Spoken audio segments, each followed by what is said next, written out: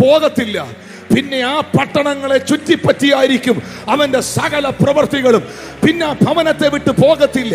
പിന്നെ അതിനെ ചുറ്റിപ്പറ്റിയായിരിക്കും അവന്റെ സകല അത്ഭുതങ്ങളും. പ്രതീക്ഷകൾ കൈവിട്ട്, പ്രതീക്ഷകൾ നഷ്ടപ്പെട്ട് ആരെങ്കിലും ഈ ആരാധനയിൽ പങ്കെടുക്കുന്നെങ്കിൽ നിനക്കൊരു പ്രതീക്ഷ കർത്താവ് തരികയാണ്. ജാതികളുടെ പട്ടണമായ ഗലീല വലിയൊരു വെളിച്ചം കണ്ടു. ജാതികളുടെ പട്ടണമായ ഗലീല വലിയൊരു വെളിച്ചം കണ്ടു. തലമുറകളെ കുറിച്ച് ഭാരപ്പെടുന്ന മാതാവേ, മക്കളുടെ ജീവിതത്തെ ഓർത്ത്, കുഞ്ഞുങ്ങളുടെ ഭാവിയോർത്ത്, അവരുടെ ജീവിതത്തെ ഓർത്ത് ഭാരപ്പെടുന്ന പ്രിയ പിതാവേ, ദൈവത്തിന്റെ ആത്മാവ് ഇങ്ങനെ നിന്നോട് പറയുന്നു, എൻ്റെ കുഞ്ഞിന്റെ ജീവിതം ഇരുണ്ടടഞ്ഞു പോയി, എൻ്റെ കുഞ്ഞ് ഇരുട്ടിലാണ്, എൻ്റെ മക്കൾ ബന്ധനത്തിലാണ് എന്ന് നിങ്ങൾ ചിന്തിക്കുന്നെങ്കിൽ, പറയുന്നെങ്കിൽ, ആ മകനെ, ആ മകളെ വലിയൊരു വെളിച്ചമാക്കി മാറ്റാൻ, അത്ഭുതമാക്കി മാറ്റാൻ യേശുവിന് കഴിയും. ഞാൻ എന്റെ മെസ്സേജിലേക്ക് വരികയാണ്. ദൈവപ്രവൃത്തിക്ക് സാധ്യതയില്ല എന്ന് ലോകം വിധി എഴുതിയ ഗലീലയിൽ യേശു തന്റെ പ്രവൃത്തി ആരംഭിച്ചു. അതും പ്രൊഫസിയുടെ ഫുൾഫിൽമെന്റ് ആണ്. ജനിക്കേണ്ടത് എവിടെയാണ്? ജനിക്കേണ്ടത് എവിടെയാണ്? മീഖായുടെ പ്രവചന പുസ്തകം 5-ാം അധ്യായത്തിന്റെ 2-ാം വാക്യത്തിൽ, നീയോ ബെത്ലഹേം എഫ്രാത്തേ, നീ യഹൂദ സഹസ്രങ്ങളിൽ ചെറുതായിരുന്നാലും ഇസ്രായേലിന് അധിപതിയായിരിക്കേണ്ടവൻ എനിക്ക് നിന്നിൽ നിന്ന് ഉത്ഭവിച്ചു വരും. ഇസ്രായേലിന്, ലോക ജനതയ്ക്ക്, മാനവ കുലത്തിന് അധിപതിയായിരിക്കേണ്ടവൻ ഉത്ഭവിച്ചു വരുന്ന സ്ഥലമാണ് ബെത്ലഹേം. ഹല്ലേലൂയ. യേശു ബെത്ലഹേമിൽ ജനിക്കുമെന്നുള്ളത് മീഖ പ്രവചിച്ച പ്രവചനമാണ്. യേശുവിന്റെ ജനനം പ്രവചനങ്ങളുടെ നിവർത്തീകരണമാണ്. യേശുവിന്റെ ജീവിതം പ്രവചനങ്ങളുടെ നിവർത്തീകരണമാണ്. യേശുവിന്റെ മരണം പ്രവചനങ്ങളുടെ നിവർത്തീകരണമാണ്. യേശുവിന്റെ അടക്കം എല്ലാം ഒത്തിരി എക്സ്പ്ലെയിൻ ചെയ്യാനുണ്ട്. അടക്കം എന്റെ പരിശുദ്ധനെ ഞാൻ ദ്രവത്വം കാണുവാൻ സമ്മതിക്കത്തില്ല എന്നൊരു പ്രൊഫസി, പ്രവചനം യേശുവിനെ കുറിച്ചുണ്ടായിരുന്നു. പ്രവാചകന്മാർ പ്രവചിച്ചതാണ്. അവന്റെ അടക്കം സമ്പന്നന്മാരോടുകൂടെയായിരുന്നു എന്നൊരു പ്രവചനം യേശുവിനെ കുറിച്ചുണ്ടായിരുന്നു. കുറുനരികൾക്ക് കുഴിയും പറവകൾക്ക് ആകാശവും ഈ ഭൂമിയിലുണ്ട്, മനുഷ്യപുത്രന് തലചായ്ക്കുവാൻ ഇടമില്ല എന്ന് പറഞ്ഞ കർത്താവായ യേശു മശിഹായെ അടക്കിയത് എവിടെയാണെന്നറിയാവോ? ഒരു മിനിസ്റ്ററിന്റെ, ഒരു മന്ത്രിയുടെ, അന്നത്തെ കാലത്തെ ക്യാബിനറ്റ് പദവിയുള്ള ഒരു മന്ത്രിയുടെ, ആരെയും വെച്ചിട്ടില്ലാത്ത പൂന്തോട്ടത്തിനകത്തുള്ള, ഗാർഡനകത്തുള്ള അരുമത്യയിലെ മന്ത്രിയായ ജോസഫിന്റെ കല്ലറയിലാണ് യേശുവിനെ അടക്കിയത്. കാരണം അവിടെ അല്ലാതെ വേറെ എങ്ങും അടക്കാൻ പറ്റുകയില്ല. കാരണം പ്രവചനം കിടക്കുകയാണ്, അവനെ അടക്കിയത് സമ്പന്നന്മാരോടുകൂടെയായിരുന്നെന്ന്. 2, ആ കല്ലറയ്ക്കുള്ള പ്രത്യേകത, അത് മണ്ണിൽ വെട്ടിയ കല്ലറയല്ലായിരുന്നു, അത് കല്ലിനകത്ത് വെട്ടിയ കല്ലറയിലായിരുന്നു. മൺതരികൾ ആ കല്ലറയിൽ ഇല്ലായിരുന്നു. കാരണം എന്റെ പരിശുദ്ധനെ ഞാൻ ദ്രവത്വം കാണുവാൻ സമ്മതിക്കുകയില്ല. ഏതെങ്കിലും ഒരു വാഗ്ദത്തം നിന്റെ മേളിൽ ഉണ്ടെങ്കിൽ, ഏതെങ്കിലും ഒരു പ്രോമിസ് നിന്റെ മേലുണ്ടെങ്കിൽ, കാലങ്ങൾ എത്ര പിന്നിട്ടാലും, കാലഘട്ടങ്ങൾ എത്ര മാറിത്തിരിഞ്ഞാലും, പറഞ്ഞ വാക്കുകൾ ദൈവം മാറ്റി പറയത്തില്ല.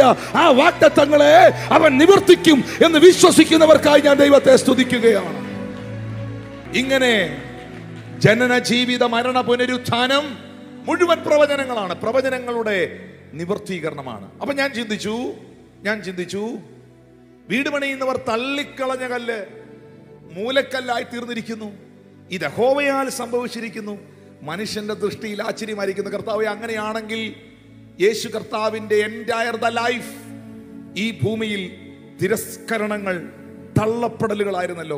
അപ്പോഴാണ് ദൈവത്തിന്റെ പരിശുദ്ധാത്മാവ് തന്റെ വചനത്തിലൂടെ എന്നെ അറിയിച്ചത്, മോനെ, നിങ്ങളൊക്കെ ജനിച്ചതിന് ശേഷമല്ലേ, ഈ ഭൂമിയിൽ പലരും ജനിച്ച് പ്രായവും പക്വതയായതിനു ശേഷമല്ലേ അവർക്ക് എന്നെ ഇഷ്ടമല്ലെന്നും ഇവർക്ക് എന്നെ ഇഷ്ടമല്ലെന്നും അവരെന്നെ തള്ളിയെന്നും ഇവരെന്നെ ഒറ്റപ്പെടുത്തിയെന്നും ഒക്കെ മനസ്സിലായത്. പക്ഷെ എന്റെ പുത്രനില്ലേ, എന്റെ മകൻ, എന്റെ ഏകജാതനായ മകൻ മറിയത്തിന്റെ ഉദരത്തിന്റെ പരിമിതികളിൽ തുടങ്ങിയതാണ് അവനോടുള്ള തിരസ്കരണങ്ങൾ. വേദപുസ്തകത്തിൽ ലൂക്കോസ് 2:7 പറയുന്നു, വഴിയമ്പലത്തിൽ അവർക്ക് സ്ഥലമില്ലായകയാൽ, വഴിയമ്പലത്തിൽ അവർക്ക് സ്ഥലമില്ലായകയാൽ. ബാക്കി എല്ലാവർക്കും വഴിയമ്പലത്തിൽ ഇടമുണ്ട്. എന്താണ് ഈ വഴിയമ്പലത്തിന്റെ ചരിത്രം? ഈ ജോസഫിന്റെ നാടാണ് ബേത്ലഹേം. ആരുടെ നാടാ? ജോസഫിന്റെ നാടാണ്. പക്ഷേ ജോസഫിന്റെ ഇപ്പോഴത്തെ ഭവനവും അന്നത്തെ ഭവനവും ഇപ്പോഴും ഉണ്ട്. ആ വീട് ആർക്കിയോളജിക്കൽ സൈറ്റാണ്, അവരവിടെ കീപ്പ് ചെയ്തിട്ടുണ്ട്. ജോസഫിന്റെ അന്നത്തെ ആ ഭവനവും ജോസഫിന്റെ കാർപ്പന്റർ ഷോപ്പ്, തടിപ്പണിക്കാരനായിരുന്നു. ആ പണിശാലകളെല്ലാം നസ്രയത്തിലായിരുന്നു. ഈ നസ്രയത്തിൽ നിന്ന് 80 മൈൽ ദൂരമുണ്ട് ബെത്ലഹേമിലേക്ക്. അപ്പോൾ ഈ യാത്രയിൽ, ഈ 80 മൈലുള്ള ഈ യാത്രയിൽ, 80 മൈൽ എന്ന് പറഞ്ഞാൽ 128 കിലോമീറ്റർ ഉണ്ട്. 128 കിലോമീറ്റർ നസ്രയത്തിൽ നിന്ന് ബെത്ലഹേമിലേക്ക്. ആ യാത്രാമധ്യയിൽ യേശു കർത്താവിന് ജനിക്കുവാനുള്ള സമയമായപ്പോൾ മറിയത്തിന് കുഞ്ഞിനെ പ്രസവിക്കുവാനുള്ള പെയിൻ തുടങ്ങിയപ്പോൾ, ഈ അന്നത്തെ കാലത്ത് ഇന്നത്തെ പോലെ നമ്മളിപ്പോൾ ട്രാവൽ ചെയ്യുമ്പം പല ആളുകളും ലോങ് ജേർണി പോവുകയാണെങ്കിൽ അവർ ഹോട്ടലുകൾ എടുത്ത് താമസിക്കും, എന്നിട്ട് അടുത്ത ദിവസം യാത്ര ചെയ്യും. അന്ന് കഴുതപ്പുറത്തും കുതിരപ്പുറത്തുമൊക്കെ യാത്ര ചെയ്യുന്നവർക്ക് ഇടത്താവളങ്ങൾ ഉണ്ടായിരുന്നു. ഇടത്താവളങ്ങൾ. യേശു കർത്താവിനെ പ്രസവിക്കുവാൻ വേണ്ടി മേരിയും ജോസഫും കൂടെ ഈ വഴിയമ്പലത്തിന്റെ വാതിലിൽ മുട്ടി. ആ ഇടത്താവളത്തിന്റെ വാതിലിൽ മുട്ടിയപ്പോ അതിന്റെ നടത്തിപ്പുകാരൻ പറഞ്ഞു, ഇതിനകത്ത് ഫുള്ളാണ്, ഇതിനകത്ത് സ്ഥലമില്ല എന്ന് പറഞ്ഞു. അടുത്ത സ്ഥലം പിടിക്കാൻ സമയമില്ല. പെട്ടെന്ന് അവർ നോക്കുമ്പോൾ ഈ ഹോട്ടലിൽ, ഈ വഴിയമ്പലത്തിൽ പാർത്തിരിക്കുന്ന പലരുടെയും, ജോസഫിന്റെ ഉൾപ്പെടെ, കഴുതയും കുതിരകളെ കെട്ടിയിരിക്കുന്ന ഒരു പശുശാല പോലെ ഒരു ക്രമീകരണം അവിടെ ആ വഴിയമ്പലത്തിനുണ്ട്. അവിടെ യേശുവിനെ കിടത്തി എന്ന് വേദപുസ്തകം പറയുന്നു. എന്റെ മെസ്സേജ് ഇതാണ്: വഴിയമ്പലത്തിനകത്ത് എല്ലാവർക്കും സ്ഥലം ഉണ്ടായിരുന്നു. മറിയത്തെയോ ജോസഫിനെയോ അവർക്ക് അഡ്ജസ്റ്റ് ചെയ്യാമായിരുന്നു. പക്ഷേ വേറൊരു പ്രശ്നം ഉണ്ടായിരുന്നു അന്നത്തെ സമയത്ത്. ആ പ്രശ്നം നാട്ടുകാരടിച്ചിറക്കിയ ഒരു കഥയാണ്. ആ കഥ മറിയത്തിന് അനുകൂലമല്ലായിരുന്നു. വിവാഹിതയാകുന്നതിന് മുൻപ്, അവിവാഹിതയായിരുന്നപ്പോൾ, കൂടി വരും മുൻപേ അവൾ ഗർഭവതിയായി. ഒരു സ്ത്രീ ഗർഭവതിയായാൽ 8 മാസം 9 മാസം 7 മാസം ഒക്കെ കഴിയുമ്പോൾ പറയണ്ട, കാണുന്ന ആളുകൾക്ക് അറിയാൻ പറ്റും. ലോക സഹജമാണ്. ഹല്ലേലൂയ. അപ്പോൾ നാട്ടുകാരുടെ ഇടയുടെ എല്ലാം ഒരു കുശുകുശുപ്പ്. എന്തിനേറെ പറയുന്നു, സ്വപ്നത്തിൽ മറിയത്തിന്റെ ഭർത്താവായ യേശുവിന്റെ വളർത്തച്ഛനായ ജോസഫിനോട് സ്വപ്നത്തിൽ വന്ന് ദൂതൻ, മറിയം ഗർഭം ധരിച്ചത് പരിശുദ്ധാത്മാവിൽ ആണ് എന്ന് പറഞ്ഞത് കൊണ്ടാ പുള്ളി ഡിവോഴ്സ് ചെയ്യാഞ്ഞ്. അങ്ങനെയുണ്ട് ബൈബിളിൽ വാക്യം, മത്തായി സുവിശേഷത്തിൽ എഴുതിയിട്ടുണ്ട്. അപ്പൊ മൊത്തത്തിൽ ആളുകളുടെ ഇടയിൽ ഒരു കൺഫ്യൂഷനും ഒരു തെറ്റിദ്ധാരണ ഉണ്ടായിരുന്നു. മറിയത്തിന്റെ ഉദരത്തിൽ കിടക്കുന്ന ക്രിസ്തുവിന് ഈ ഭൂമിയിൽ ജനിക്കാൻ വഴിയമ്പലത്തിൽ ഇടം കൊടുക്കാതെ, വഴിയമ്പലക്കാർ സ്ഥലമില്ല പൊയ്ക്കോ എന്ന് പറഞ്ഞ് വിടുന്ന ആ രംഗമുണ്ടല്ലോ, മനസ്സിലാക്കണം, ഒരു സമൂഹം അവനെ തള്ളുകയാണ്. ഒരു സമൂഹം അവനെ റിജക്റ്റ് ചെയ്യുകയാണ്. പുറത്തു വന്നിട്ടില്ല, ആള് ജനിച്ചിട്ടില്ല, വയറ്റിൽ വെച്ച് തന്നെ അവനിടം കൊടുക്കാതെ ഒരു സമൂഹം അവനെ റിജക്റ്റ് ചെയ്യുകയാണ്. ഹല്ലേലൂയ. മത്തായിയുടെ സുവിശേഷം 2-ാം അധ്യായം 13-14 വാക്യത്തിലേക്ക് വരുമ്പോൾ, അവർ പോയ ശേഷം കർത്താവിന്റെ ദൂതൻ യോസഫിന് സ്വപ്നത്തിൽ പ്രത്യക്ഷനായി. പെട്ടെന്ന് ജോസഫിന് വീണ്ടും എൻകൗണ്ടർ ഉണ്ടാകുകയാണ്. നീ എഴുന്നേറ്റ് ശിശുവിനെയും അമ്മയും കൂട്ടിക്കൊണ്ട് മിസ്രൈമിലേക്ക് ഓടിപ്പോയി. ഞാൻ നിന്നോട് പറയുന്നത് വരെ അവിടെ പാർക്കുക. ഹെരോദാവ് ഈ കുഞ്ഞിനെ നശിപ്പിക്കുവാൻ അന്വേഷണം നടത്തുന്നുണ്ട്. യേശു കർത്താവ് ജനിച്ച് ദിവസങ്ങൾ, മണിക്കൂറുകൾ കഴിയുന്നതിന് മുൻപേ ദൈവദൂതൻ സ്വപ്നത്തിൽ പ്രത്യക്ഷപ്പെട്ട് ജോസഫിനോട് പറയുകയാണ്, പെട്ടെന്ന് കുഞ്ഞുമായിട്ട് സ്ഥലം വിടണം, ഈ സ്ഥലത്തുനിന്ന് പോണം, ഈജിപ്തിലേക്ക് പോണം. ഇന്നത്തെ പോലല്ല, അന്ന് ട്രെയിൻ ബുക്ക് ചെയ്യാനോ ഫ്ലൈറ്റ് ബുക്ക് ചെയ്യാനോ ഒന്നും പറ്റുകയില്ല. എന്നെ ശ്രദ്ധിക്കുന്നുണ്ടോ? പെട്ടെന്ന് പോകാൻ പറ്റുകയില്ല. ഇത്രയും മണിക്കൂറുകൾ, ഇത്രയും ദൂരം. ഇസ്രായേലിൽ നിന്ന്, ഇസ്രായേൽ ഒരു രാജ്യമാണ്, ഈജിപ്റ്റ് എന്ന് പറഞ്ഞാൽ മിസ്രൈം, അത് വേറൊരു രാജ്യമാണ്. ഒരു രാജ്യത്ത് നിന്ന് അടുത്ത രാജ്യത്തിലേക്ക് അന്നത്തെ കാലത്ത് പോകണമെങ്കിൽ വാഹന മൃഗങ്ങൾ മാത്രമേ ഉള്ളൂ, കഴുതയോ അങ്ങനെ എന്തെങ്കിലും ക്രമീകരണങ്ങളേ ഉള്ളൂ. മറിയത്തെയും കുഞ്ഞിനെയും കഴുതപ്പുറത്ത് ഇരുത്തിക്കൊണ്ട് യോസഫ് നടക്കുകയാണ്. ആ നടത്തം തിരസ്കരണത്തിൻ്റെ ഒരു നടത്തമല്ലേ? ജനിച്ചെടുത്ത് വളരാൻ പറ്റാതെ ജന്മദേശം റിജക്ട് ചെയ്യുന്ന കണ്ടോ? പ്രസവിക്കാൻ ഇടം കൊടുക്കാതെ സമൂഹം റിജക്ട് ചെയ്ത കണ്ടോ? ശ്രദ്ധിക്കുന്നോ നിങ്ങൾ? ഹല്ലേലൂയ. പിന്നെ നമ്മൾ കർത്താവിനെ കാണുന്നത് സ്നാപക യോഹന്നാനോടുള്ള ബന്ധത്തിലാണ്. ലൂക്കോസ് സുവിശേഷം 7-ാം അധ്യായത്തിന്റെ 19 മുതൽ 23 വരെയുള്ള വാക്യങ്ങൾ ഒന്ന് വായിക്കാവോ? എന്നാറേ യോഹന്നാൻ തന്റെ ശിഷ്യന്മാരിൽ 2 പേരെ വിളിച്ചു, കർത്താവിന്റെ അടുക്കൽ അയച്ചു. വരുവാനുള്ളവൻ നീയോ അല്ല, ഞങ്ങൾ മറ്റൊരുത്തിനെ കാത്തിരിക്കണമോ എന്ന് പറയിച്ചു. വരാനുള്ളവൻ, യോഹന്നാൻ എന്താ ചോദിച്ചേ? വരാനുള്ളവൻ നീയോ അതോ മറ്റാർക്കെങ്കിലും വേണ്ടി ഞങ്ങൾ കാത്തിരിക്കണമോ? യേശു ക്രിസ്തു ആര് എന്നുള്ളത് ഈ ലോകത്തിലെ എല്ലാവർക്കും കൺഫ്യൂഷനായിരുന്നു. അവൻ തച്ചന്റെ മകനല്ലയോ? അവൻ ജോസഫിന്റെ മകനല്ലയോ? അവൻ നസ്രയത്തുകാരനല്ലയോ? ഇവൻ എങ്ങനെയാ ജനിച്ചത്? ഇവൻ എവിടുത്തുകാരനാണ്? ഇങ്ങനെയൊക്കെയുള്ള ചിന്തകൾ എല്ലാവരുടെയും അകത്തിരിക്കുമ്പോൾ ന്യായപ്രമാണത്തിന്റെ ഏറ്റവും ഒടുവിലത്തെ കണ്ണിയായ സ്നാപക യോഹന്നാൻ യോർദാനിൽ സ്നാനപ്പെടുത്തിക്കൊണ്ടിരിക്കുമ്പോൾ ഈ പൊതുസമൂഹത്തോട്, അന്നത്തെ കാലഘട്ടത്തോട് വിളിച്ചു പറഞ്ഞു, ഇതാ വരുന്നു ലോകത്തിന്റെ പാപത്തെ ചുമക്കുന്ന ദൈവത്തിന്റെ കുഞ്ഞാട്. അവന്റെ ചെരുപ്പിന്റെ വാറഴിപ്പാൻ ഞാൻ യോഗ്യനല്ല. ഞാൻ നിങ്ങളെ യോർദാനിൽ ഈ വെള്ളത്തിൽ സ്നാനം കഴിപ്പിക്കുമ്പോൾ അവനോ നിങ്ങളെ പരിശുദ്ധാത്മാവിനാലും അഗ്നിയാലും സ്നാനം കഴിപ്പിക്കും. വീശുമുറം അവന്റെ കയ്യിലുണ്ട്. അവൻ കളത്തെ മുറ്റും വെടിപ്പാക്കി ഗോതമ്പ് സെപ്പറേറ്റ് ചെയ്ത് പതിരിനെ തീക്കകത്തേക്ക് അവൻ തള്ളിക്കളയും. ഞാൻ ചോദിക്കട്ടെ, ഇതാ വരുന്നു ലോകത്തിന്റെ പാപത്തെ ചുമക്കുന്ന ദൈവത്തിന്റെ കുഞ്ഞാടെന്ന് പൊതുസമൂഹത്തോട് ആദ്യം വിളിച്ചു പറഞ്ഞ ആരാ? സ്നാപക യോഹന്നാൻ.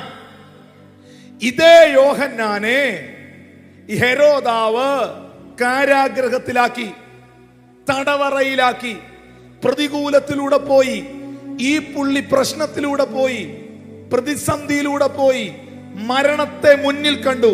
ഉടനെ ഈ മനുഷ്യൻ തന്റെ ശിഷ്യന്മാരെ വിളിച്ചിട്ട് ആളയപ്പിച്ചിട്ട് ചോദിക്കുകയാണ്, പുള്ളിയോടൊന്ന് പോയി ചോദിക്ക്, ആ യേശു എന്ന് പറഞ്ഞില്ലേ, ഞാൻ സ്നാനപ്പെടുത്തിയ കുറച്ച് നാളുകൾക്ക് മുമ്പ് ഞാൻ സ്നാനപ്പെടുത്തിയ പുള്ളിയില്ലേ, പുള്ളിയോടൊന്ന് പോയി ചോദിച്ചേച്ചു വാ, വരാനുള്ളവൻ പുള്ളി തന്നെയായിരുന്നു എന്ന്. വരാനുള്ളവൻ നീയോ അതോ ഞങ്ങൾ മറ്റൊരുത്തനെ കാത്തിരിക്കണം? അപ്പോ യേശുവിനെ കുറിച്ച് ഒന്നാമത് സാക്ഷ്യം പറഞ്ഞ സ്നാപക യോഹന്നാനും യേശുവിനെ തള്ളി. ശരിക്കും തള്ളിയല്ലേ? 21-ാം വാക്യത്തിൽ യേശു അതിന് ഉത്തരം പറഞ്ഞെന്നറിയോ? ആ നാഴികയിൽ ഈ സംശയരോഗികൾ അവിടെ വന്ന് പറഞ്ഞ, ഈ സംശയരോഗികൾ ഉറക്കെ പറയണം, ഈ സംശയരോഗികൾ അവിടെ വന്ന് നിൽക്കുമ്പോൾ ആ നാഴികയിൽ യേശു കർത്താവ് എന്ത് ചെയ്തു? അവിടെ നിന്ന ദണ്ഡനങ്ങളും ദുരാത്മാക്കളും പിടിച്ച എല്ലാത്തിനെ, കുരുടന്മാരെല്ലാം ഇനി വരാൻ പറഞ്ഞു. യോഹന്നാന്റെ ശിഷ്യന്മാർ കണ്ണുറന്ന് കണ്ടോളാൻ പറഞ്ഞു. പ്രാർത്ഥിച്ചു. കുരുടന്റെ കണ്ണങ്ങ് തുറന്നു. ചെകിടന്മാരെല്ലാം ഇനി വരാൻ പറഞ്ഞു. ചെകിടന്മാരെ മുന്നിൽ കൊണ്ടുവന്നു. കൈവച്ച് പ്രാർത്ഥിച്ചു. യോഹന്നാന്റെ ശിഷ്യന്മാർ നോക്കി നിൽക്കുമ്പോൾ ചെകിടന്മാരുടെ ചെവിയെല്ലാം തുറന്നു.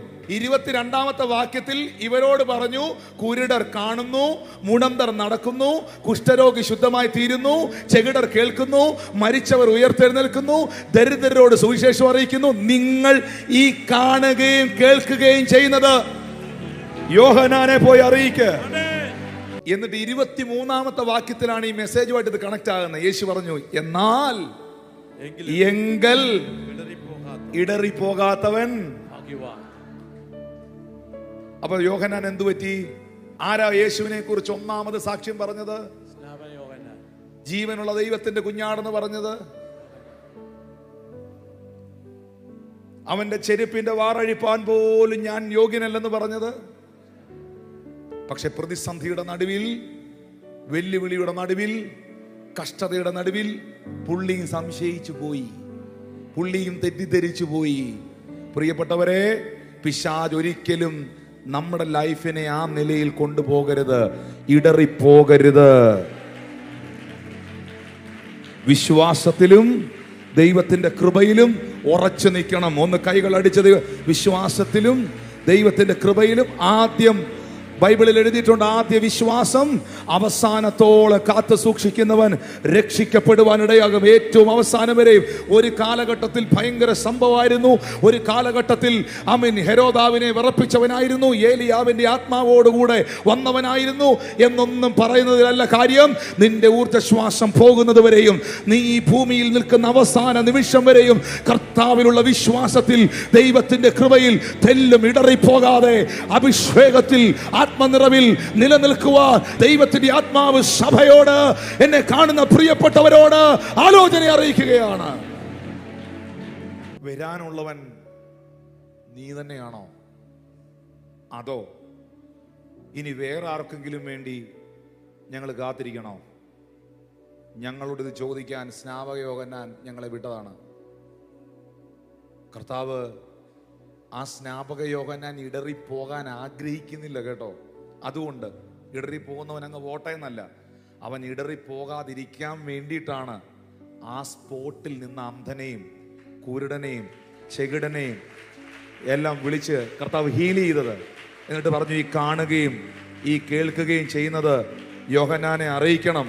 കാരണം ഒരൊറ്റ വ്യക്തി പോലും സംശയിച്ച് തെറ്റിദ്ധരിച്ച് വിശ്വാസത്തിൽ നിന്ന് പോകരുത്. തെറ്റിദ്ധരിപ്പിക്കാൻ പിശാചുണ്ട് ഇവിടെ, തെറ്റിദ്ധരിപ്പിക്കാൻ സാത്താന്റെ ദൂതനുണ്ട് ഇവിടെ, തെറ്റിദ്ധരിപ്പിക്കാൻ അശുദ്ധാത്മാക്കൾ ഉണ്ട് ഇവിടെ. പക്ഷേ അതിന്റെ നടുവിൽ ഏറ്റുപറഞ്ഞ വിശ്വാസവും ഏറ്റെടുത്ത ദൈവകൃപയും പ്രാപിച്ച അഭിഷേകവും വിളിച്ചു പറഞ്ഞ ദൈവത്തിന്റെ ആ കൃപയുടെ വാക്കുകളും നിലനിർത്തണം. ജനിക്കുവാൻ ഇടം കൊടുക്കാതെ സമൂഹം തള്ളി, ജനിച്ചെടുത്ത് വളരാൻ അനുവദിക്കാതെ ജന്മദേശം തള്ളി. അവനെക്കുറിച്ച് ഒന്നാമത് സാക്ഷ്യം പറഞ്ഞ സ്നാപക യോഹന്നാനും അവങ്കൽ ഇടറിപ്പോയി, അല്ലെങ്കിൽ മൈൻഡ് കൊണ്ട്, മനസ്സുകൊണ്ട് റിജക്ട് ചെയ്തു. ഇതിൻ്റെ ഇടയിൽ ഒരു സംഭവം ഉണ്ടായി. അത് യേശു കർത്താവ് ജനിച്ചു കഴിഞ്ഞപ്പോഴേ ഈ കടിഞ്ഞൂലായ ആൺകുഞ്ഞുങ്ങളെയൊക്കെയും ആലയത്തിൽ കൊണ്ടുചെന്ന് പ്രതിഷ്ഠിക്കണം എന്നൊരു നിയമം അല്ലെങ്കിൽ ഒരു ന്യായപ്രമാണ വ്യവസ്ഥയുണ്ട്. ആ വ്യവസ്ഥയുടെ അടിസ്ഥാനത്തിൽ മറിയയും ജോസഫും കൂടെ ഈ കൈക്കുഞ്ഞിനെയും കൊണ്ട് ദൈവാലയത്തിലേക്ക് പോയി. ആ ദൈവാലയത്തിലേക്ക് പോകുമ്പോൾ അവിടെയും നിലനിൽക്കുന്ന ഒരു വ്യവസ്ഥ, ഈ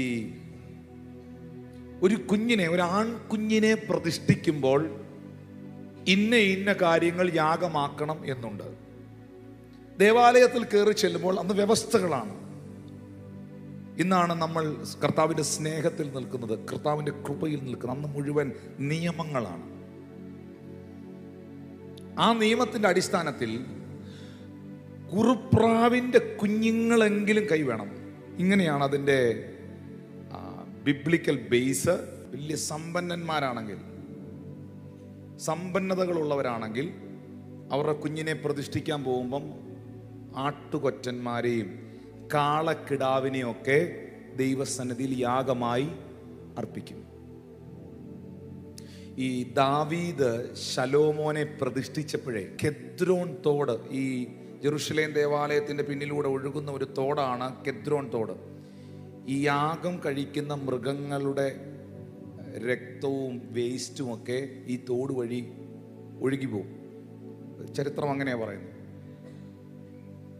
ശലോമോനെ ദാവീദ് പള്ളിയിൽ ആലയത്തിൽ പ്രതിഷ്ഠിച്ചപ്പം കെദ്രോൺ തോട് രക്തമായി മാറിയെന്നാണ് പറയുന്നത്. അതിൽ അത്രമാത്രം കാളക്കിടാവിനെയും, കിങ് അല്ലേ, രാജാവിൻ്റെ മകനല്ലേ, അത്രമാത്രം കാളക്കിടാവിനെയും ആട്ടുകൊറ്റനെയും ഒക്കെ അവന് വേണ്ടി ദൈവസന്നിധിയിൽ യാഗമർപ്പിച്ചു. പക്ഷേ രാജാതി രാജാവും കർത്താതി കർത്താവും ദേവാതി ദേവനുമായ എൻ്റെ യേശു കർത്താവിനെ ഈ ദേവാലയത്തിൽ പ്രതിഷ്ഠിക്കുവാൻ കൊണ്ടുപോകുമ്പോൾ മറിയത്തിൻ്റെ കയ്യിൽ എന്താ ഉണ്ടായിരുന്നെന്നറിയാവോ? 2 കുറുപ്രാവിൻ്റെ കുഞ്ഞുങ്ങൾ. വായിക്കാം. ലൂക്കോസ് സുവിശേഷം 2-ാം അധ്യായം 24-ാം വാക്യം. അവനെ കർത്താവിന് അർപ്പിക്കുവാനും ഒരു ഇണക്കുറുപ്രാവിനെയോ 2 പ്രാക്കുഞ്ഞുങ്ങളെയോ കർത്താവിൻ്റെ ന്യായപ്രമാണത്തിൽ കൽപ്പിച്ചതുപോലെ യാഗം കഴിക്കാനും അവർ അവനെ യെരൂശലേമിലേക്ക് കൊണ്ടുപോയി. മറിയത്തിൻ്റെ കയ്യിൽ യേശു കർത്താവുണ്ട്. ജോസഫിൻ്റെ കയ്യിൽ, can you please imagine that? ജോസഫിൻ്റെ കയ്യിൽ കുറുപ്രാവിൻ്റെ പ്രാക്കുഞ്ഞുങ്ങളുണ്ട്. സമ്പന്നന്മാരോടൊപ്പം നിൽക്കാൻ ആട്ടുകൊറ്റന്മാർ കയ്യിലില്ല, കളക്കിടാങ്ങൾ കയ്യിലില്ല. കുറുപ്രാവിൻ്റെ കുഞ്ഞുങ്ങളുമായി കയറി പോവുകയാണ്. നിങ്ങൾക്കറിയാമോ മറിയത്തിൻ്റെ കയ്യിലിരിക്കുന്ന ആ കുഞ്ഞില്ലേ, ഒരിക്കൽ ആ കുഞ്ഞ്, അന്ന് കുഞ്ഞല്ല, യഹോവയായ ദൈവം let there be light, വെളിച്ചമുണ്ടാകട്ടെ എന്ന് പറഞ്ഞപ്പോൾ വെളിച്ചമുണ്ടാക്കി. ഈ പ്രപഞ്ചത്തെ മുഴുവൻ സൃഷ്ടിച്ചവനാണ് ഈ തോളിൽ കിടക്കുന്നത്. യേശു പറഞ്ഞു, എന്നെ കണ്ടവൻ എൻ്റെ പിതാവിനെ കണ്ടിരിക്കുന്നു. ഈ പ്രപഞ്ചത്തെ മുഴുവൻ സൃഷ്ടിച്ചവനാണ് ഈ തോളിൽ കിടക്കുന്നത്. ആ കുഞ്ഞിൻ്റെ കുഞ്ഞിനാവെന്ന് അനക്കി, ആ തോളിൽ കിടക്കുന്ന കുഞ്ഞിൻ്റെ കുഞ്ഞിനാവെന്ന് അനക്കി, ഒന്ന് പറഞ്ഞാൽ 1000കണക്കിന് ആട്ടുകൊറ്റന്മാരും കാളക്കിടാങ്ങളും നിരക്കും അവിടെ. പക്ഷേ ബൈബിൾ പറയുന്നു, ഞാനും നിങ്ങളും സമ്പന്നനാകുവാൻ അവൻ ദരിദ്രനായി ഭൂമിയിലേക്ക് വന്നു. ഒന്ന് കരമടിച്ച്, ഞാനും നിങ്ങൾ സമ്പന്നനാകുവാൻ അവൻ ദരിദ്രനായി ഭൂമിയിലേക്ക് വന്നു. Hallelujah, hallelujah, hallelujah. പക്ഷെ മറുഭാഗത്ത് വിശ്വസിക്കുന്നവരോടൊരു മെസ്സേജ് ഞാൻ പറയാം. സമ്പന്നന്മാരോട് കൂടെ നിൽക്കുവാൻ നിനക്ക് കാളക്കിടാവില്ലെങ്കിലും, പണക്കാരുടെ കൂടെ നിൽക്കാൻ നിനക്ക് ആട്ടുകൊറ്റന്മാരില്ലെങ്കിലും, നിന്റെ തോളിൽ കിടക്കുന്ന ഈ കുഞ്ഞില്ലേ, നിനക്കത് ഇനഫാണ്. ആരുടെ കയ്യിലും ഇല്ലത്. അഖിലാണ്ടത്തിന്റെ സൃഷ്ടാവ് നിന്റെ അകത്തുണ്ടോ? സർവചരാചരങ്ങളെയും സൃഷ്ടിച്ചവൻ നിന്റെ ആത്മമനുഷ്യനിൽ ജനിച്ചിട്ടുണ്ടോ? അത് ഇനഫാണ്. ഹല്ലേലൂയ. രാജാക്കന്മാരുടെ കുഞ്ഞുങ്ങളെ പ്രതിഷ്ഠിക്കുന്നവരുടെ കൂടെ നിൽക്കാൻ ആട്ടുകൊറ്റനോ കാളക്കിടാവോ മറിയത്തിന്റെ കയ്യിൽ ഇല്ലെങ്കിലും, ജോസഫിന്റെ കയ്യിൽ കുറുപ്രാവിന്റെ കുഞ്ഞെ ഉള്ളെങ്കിലും, അവിടെ നിൽക്കുന്ന എല്ലാ കുഞ്ഞുങ്ങളെ അവിടെ പ്രതിഷ്ഠിക്കാൻ കൊണ്ടുവന്ന എല്ലാ കുഞ്ഞുങ്ങളെയും പോലൊരു കുഞ്ഞാണോ മറിയമേ നിന്റെ കയ്യിലിരിക്കുന്നേ?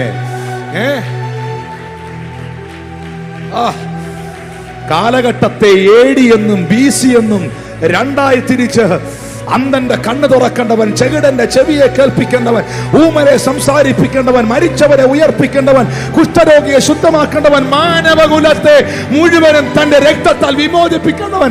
എന്തിനേറെ പറയുന്നു, ആമീൻ, ആദം തുടങ്ങി സകല പഴയ നിയമ വിശുദ്ധന്മാരെയും പാതാളത്തിനകത്തു പോയി ഉദ്ധരിച്ച് പുറത്തു കൊണ്ടുവരണവൻ. അതുകൊണ്ടാണ് കൊച്ചു കുഞ്ഞു ഉപദേശി ചങ്കത്ത് തട്ടിപ്പാടിയത്. ഹല്ലേലൂയ. എൻ്റെ സമ്പത്ത് എന്ന് ചൊല്ലാൻ വേറെ ഇല്ലൊന്നും, യേശു മാത്രം സമ്പത്ത്. കർത്താവിനെ അറിയുന്നവനെ കർത്താവ് അനുഗ്രഹിക്കുമോ? ഉറപ്പായിട്ടും അനുഗ്രഹിക്കും. നന്മ വരും, ഉറപ്പായിട്ടും വരും. ഉറപ്പായിട്ടും വരും. ബൈബിൾ പറയുന്നു, അവൻ എന്നെ മനുഷ്യരെ തലയിലൂടെ കയറി ഓടിക്കുമാറാക്കി, എങ്കിലും അവൻ എന്നെ സമൃദ്ധിയിലേക്ക് കൊണ്ടുവന്നു. അവൻ അനുഗ്രഹിച്ചിട്ട് അവർ അത്യന്തം വർദ്ധിച്ചു, അവരുടെ കന്നുകാലികളൊന്നും കുറഞ്ഞു പോയില്ല. ഹല്ലേലൂയ. അബ്രഹാമിനെ ദൈവം അനുഗ്രഹിച്ചു, വർദ്ധിപ്പിച്ചു. ഇസഹാക്കിനെ അനുഗ്രഹിച്ചു, വർദ്ധിപ്പിച്ചു. ദൈവം അനുഗ്രഹിക്കും, ഉറപ്പാണ്. പക്ഷേ നിങ്ങളുടെ കൈവശം ഇരിക്കുന്ന സമ്പത്തല്ല യഥാർത്ഥ സമ്പത്ത്. അത് ഈ ഭൂമിയിൽ തന്ന താൽക്കാലിക സമ്പത്താണ്. പക്ഷെ ഏറ്റവും വലിയ സമ്പത്ത്, ഏറ്റവും വലിയ ധനം യേശുവാണ്. ഹല്ലേലൂയ. ആ കൈ ഒന്ന് ഉയർത്തി പിടിച്ചേ. യേശു എന്റെ സമ്പത്താന്നുള്ളവർ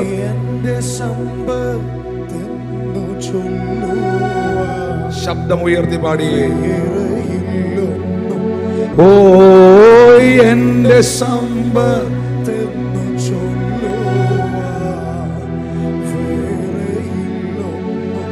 യേശു മാത്രം സമ്പത്താകുന്നു.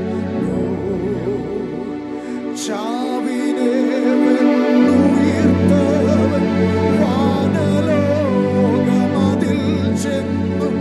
ചാവിനെ വെന്നുയർത്തവൻ വാനലോകമതിൽ ചെന്നു. സാധു എന്നെ ഓർത്തു നിത്യം താതനോട് യാചിക്കുന്നു. എന്റെ സമ്പത്തെന്നു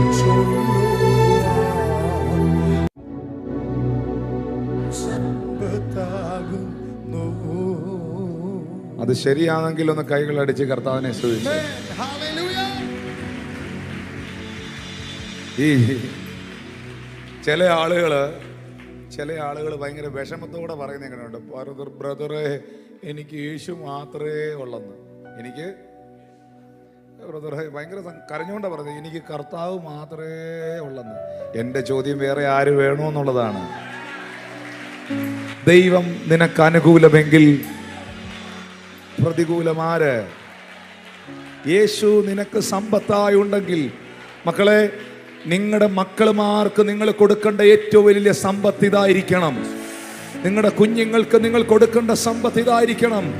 എൻ്റെ മാതാപിതാക്കൾ ഞങ്ങൾക്ക് തന്ന സമ്പത്ത് ഇതാണ്. ഹല്ലേലൂയ. സമ്പത്ത് തലമുറകളായി, ജനറേഷൻ ബൈ ജനറേഷനായി അവർ അനുഗ്രഹിക്കപ്പെടട്ടെ. ശബ്ദം ഉയർത്തി ഹല്ലേലൂയ.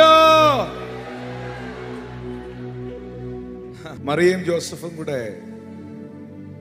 ഈ കുഞ്ഞിനെ ഡെഡിക്കേറ്റ് ചെയ്യാൻ, സമർപ്പിക്കുവാൻ ജെറുസലേം ദേവാലയത്തിൽ എത്തിയപ്പോൾ അടുത്ത വാക്യത്തിൽ എഴുതിയിരിക്കുകയാണ്, അവിടെ ശിമയോൻ എന്ന് പേരുള്ള ഒരു മനുഷ്യനുണ്ടായിരുന്നു. ഈ മനുഷ്യൻ നീതിമാനും ഇസ്രായേലിന്റെ ആശ്വാസത്തിനായി കാത്തിരുന്നവനും പരിശുദ്ധാത്മാവും അവന്റെ മേൽ ഉണ്ടായിരുന്നു. പരിശുദ്ധാത്മാവും അവൻ കാത്തിരുന്നവനായിരുന്നു. കർത്താവിൻ്റെ ക്രിസ്തുവിനെ കാണും മുമ്പ് മരണം കാണുകയില്ല എന്ന് പരിശുദ്ധാത്മാവിൽ അവൻ അരുളപ്പാടുണ്ടായിരുന്നു. എന്ന് വെച്ചാൽ മശിഹായെ കാണാതെ, ക്രിസ്തു യേശുവിനെ കാണാതെ മരിക്കത്തില്ല നീ എന്നൊരു പ്രവചനം പുള്ളിയുടെ മേളിൽ കിടപ്പുണ്ടായിരുന്നു. അപ്പം നിങ്ങൾ ഓർക്കണം, യഹൂദന്മാരെല്ലാം തന്നെ, എല്ലാ ഇസ്രായേൽ ജനതയും വർഷങ്ങളായി ഈ പ്രവചനം വീണത് ഏദൻ തോട്ടത്തിൽ വെച്ചാണ്. ആദം ഹൗവ തുടങ്ങി ഈ വീണ്ടെടുപ്പുകാരനെ, ഈ രക്ഷകനെ വെയിറ്റ് ചെയ്യുകയാണ്. ആദം ഹൗവ തുടങ്ങി ഇങ്ങോട്ട്, നോഹ തുടങ്ങി ഇങ്ങോട്ട്, മുഴുവൻ ആളുകളും ഈ രക്ഷകനെ, വീണ്ടെടുപ്പുകാരനെ വെയിറ്റ് ചെയ്യുകയാണ്. സകല പ്രവാചകന്മാരും, ഏലിയാവും മോശയും സകലമായ ആളുകളും കർത്താവിനെ കാത്തിരുന്നവരാണ്, ദാവീദും എല്ലാം. പക്ഷേ ജെറുസലേം ദേവാലയത്തിൽ പ്രാർത്ഥിച്ചുകൊണ്ടിരുന്ന ഒരു അപ്പച്ചനോട്, ദീർഘനാളുകളായി ആലയം വിട്ടു പിരിയാതിരുന്ന ഒരു പിതാവിനോട് ദൈവാത്മാവ് പറഞ്ഞിരുന്നു, കർത്താവിൻ്റെ ക്രിസ്തുവിനെ കാണും മുമ്പ് നീ മരിക്കത്തില്ലെന്ന് പറഞ്ഞു. അപ്പം പരിശുദ്ധാത്മാവിൽ അവൻ അരുളപ്പാട് ഉണ്ടായി എന്ന് അവിടെ 26 പറയുമ്പോൾ 25 എഴുതിയിട്ടുണ്ട്, അവൻ്റെ മേളിൽ പരിശുദ്ധാത്മാവ് ഉണ്ടായിരുന്നെന്ന്. ആ പരിശുദ്ധാത്മാവുള്ളവനാണ് പരിശുദ്ധാത്മാവിൻ്റെ അരുളപ്പാടുണ്ടാകുന്നത്. അവൻ നീതിമാനായിരുന്നു, ഇസ്രായേലിൻ്റെ ആശ്വാസകനായി കാത്തിരുന്നവനായിരുന്നു. ഈ ശിമയോൻ ദേവാലയത്തിലാണ് കാത്തിരുന്നത് ക്രിസ്തുവിന് വേണ്ടി. ഇപ്പൊ കൃത്യമായി മറിയയും ജോസഫും കൂടെ കുഞ്ഞിനെ